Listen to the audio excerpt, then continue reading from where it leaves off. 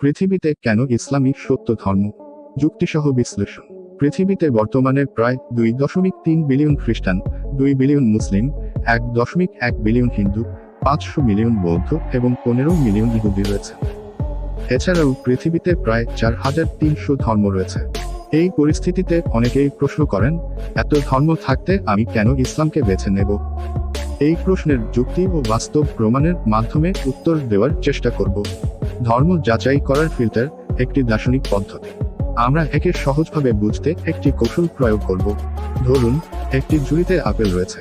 আপনি একে একে আপেলগুলো বের করছেন এবং পচা আপেলগুলো ফেলে দিয়ে ভালো আপেল বেছে নিচ্ছেন। এই পদ্ধতিতে আমরা সব ধর্মকে একে একে যাচাই করব। সঠিক ধর্ম খুঁজে বের করতে আমাদের কয়েকটি গুরুত্বপূর্ণ প্রশ্নের উত্তর খুঁজতে হবে। সৃষ্টিকর্তার অস্তিত্ব। পৃথিবী ও মহাবিশ্বের কার্যক্রম দেখলেই একটি বিষয় স্পষ্ট হয়, সবকিছুই একটি নির্দিষ্ট নিয়মে পরিচালিত হচ্ছে। উদাহরণস্বরূপ, গাভী দুধ উৎপাদন করে, যা মানুষের শরীরের জন্য উপকারী। কিন্তু গাভী এ সম্পর্কে জানে না। মৌমাছি মধু তৈরি করে, যা মানুষের রোগ মুক্তিতে সহায়ক। অথচ মৌমাছি জানেন না তার তৈরি মধু মানুষের জন্য কেন গুরুত্বপূর্ণ। আবার মাটির নিচে থাকা বীজ থেকে গাছ জন্মায় এবং মিষ্টি ও রঙিন ফল দেয়। গাছ জানে না এই ফলের স্বাদ বা সৌন্দর্য মানুষের জন্য কেমন হবে। এমনকি প্রতিটি পদার্থের কার্যক্রমে আমরা দেখতে পাই, এগুলোর পেছনে নিশ্চয়ই একটি শক্তি রয়েছে যা সবকিছু নিয়ন্ত্রণ করছে। সৃষ্টিকর্তার অস্তিত্বকে এই যুক্তিতে অস্বীকার করা অসম্ভব। তাই নাস্তিকতা, অজ্ঞেয়বাদ বা প্রকৃতিবাদের মতো দর্শনগুলো এখানে বাদ পড়ে। ধর্মের প্রয়োজনীয়তা। ধরুন, আপনি একটি মোবাইল ফোন কিনেছেন। সেটির সঙ্গে একটি ইউজার ম্যানুয়াল দেওয়া হয়েছে। এটি নির্মাতা কোম্পানি থেকে জানিয়ে দেওয়া হয় যে ফোনটি তারা তৈরি করেছে এবং তার ব্যবহারবিধি তারাই ভালো জানে। তেমনি এই বিশাল মহাবিশ্ব এবং মানবজাতি তৈরি করেছেন সৃষ্টিকর্তা। তিনি নিশ্চয়ই আমাদের জীবনের লক্ষ্য এবং পথনির্দেশনা দিতে একটি ম্যানুয়াল বা পবিত্র গ্রন্থ দিয়েছেন। এটি এমনই একটি নির্দেশিকা যা মানবজাতিকে সঠিক পথ দেখায়। এখানে আমরা দেখছি, প্রতিটি সঠিক ধর্মে সৃষ্টিকর্তার পক্ষ থেকে একটি পবিত্র গ্রন্থ থাকা উচিত।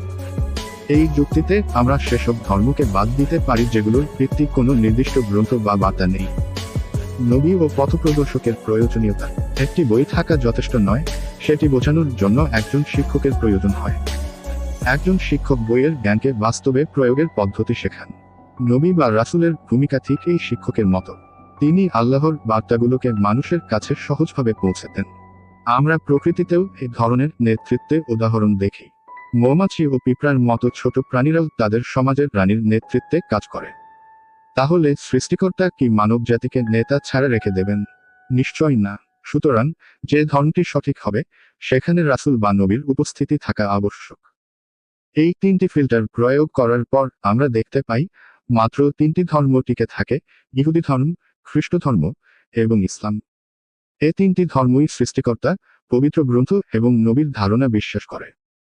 কিন্তু এখানেও ইসলাম আলাদা হয়ে দাঁড়ায়।